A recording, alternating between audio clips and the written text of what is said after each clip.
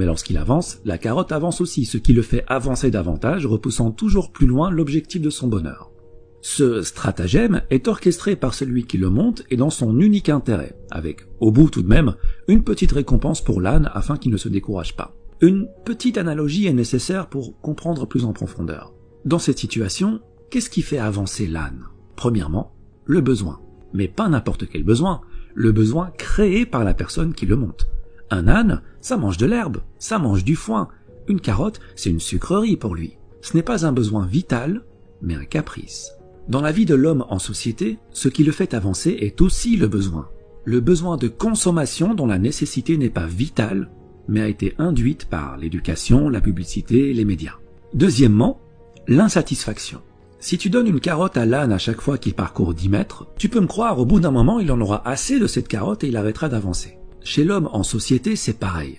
Il faut le maintenir dans une zone d'insatisfaction assez élevée pour que son besoin ne soit pas totalement comblé, mais assez basse pour qu'il soit prêt à refournir les efforts nécessaires afin d'assouvir ce besoin. Concrètement, si ton patron te donne 10 000 € par mois, tu seras totalement satisfait et ce n'est pas dans son intérêt puisqu'avec cet argent et un minimum d'intelligence financière, tu investiras dans l'immobilier pour dégager des revenus automatiques et plus besoin de patron.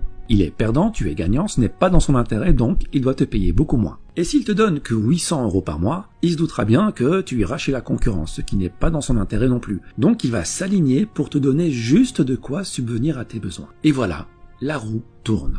On t'a promis un avenir brillant et tu te retrouves à hypothéquer ton réel bonheur pour consommer davantage.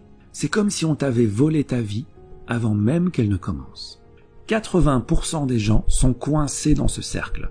Et je dis coincés car la plupart n'aiment pas leur vie, n'aiment pas leur quotidien. Ils le trouvent malsain, mais ils disent « Ouais mais bon, si tout le monde fait comme ça, c'est que ça fonctionne, c'est que c'est la bonne manière de faire. » Ah ben oui, si tu lis les livres que tout le monde lit, tu ne pourras que penser comme tout le monde. Écoute, c'est normal que tout le monde fasse comme ça puisque tout le monde va à la même école. Celle où clairement le bonheur et l'épanouissement personnel ne font pas partie du programme. Celle où on ne t'apprend pas à être autre chose qu'un âne qui troque sa paix et sa santé pour une carotte. Mais que veux-tu? L'homme préfère en général un monde connu et malsain plutôt qu'un monde sain mais inconnu.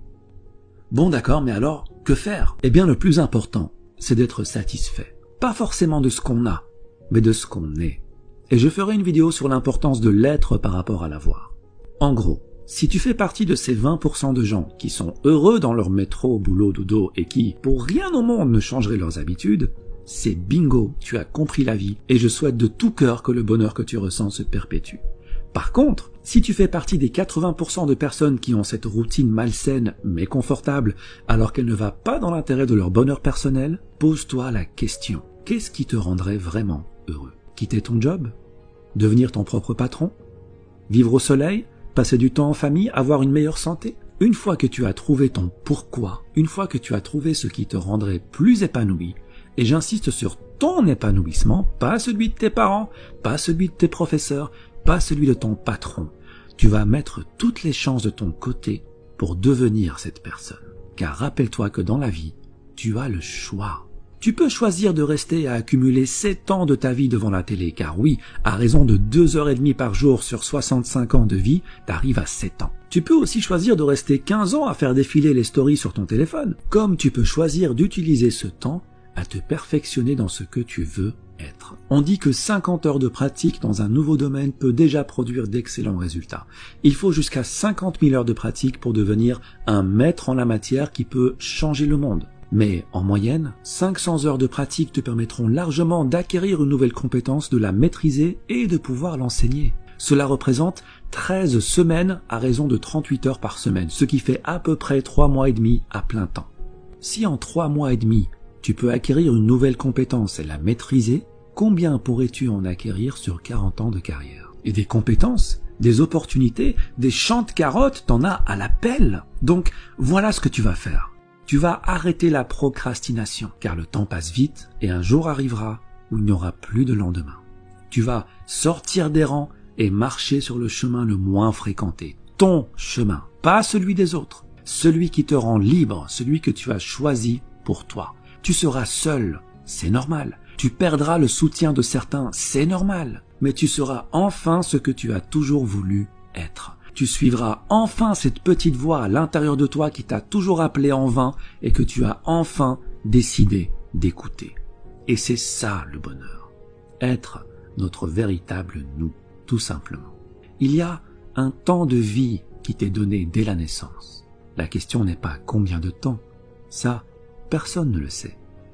La question est comment tu utilises ce temps. C'est ça qui va déterminer ton bonheur. Repère ce que tu veux devenir, crois en ce que tu veux devenir et agis pour le devenir. Il ne faut pas oublier que bien que le temps soit immortel, toi, tu ne l'es pas. Alors utilise-le sagement et marche sur le chemin qui te convient le mieux. Merci et à bientôt.